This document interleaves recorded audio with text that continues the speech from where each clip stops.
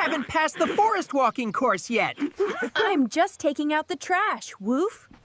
Lesson 1. To walk in the forest, you must look cool first. What does that have to do with the forest? Like this. Light, silent, smooth. Right, very cool. This wind, it tells me there's danger to the west. Sorry, I just... passed gas. This is the footprint of a dangerous creature. That's my shoe print from this morning.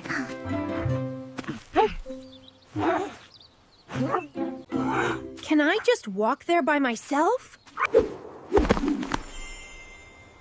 No. You still can't remember rule number 4. Don't forget, Nay, if you're hungry, growl at the tree first. Woof, that's just your personal rule, isn't it? Listen, if you ever get scared, just look around. You'll see us standing right here with you. See?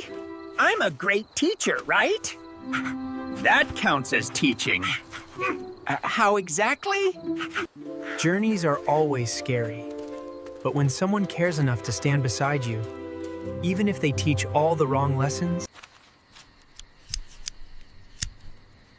it's not lonely anymore.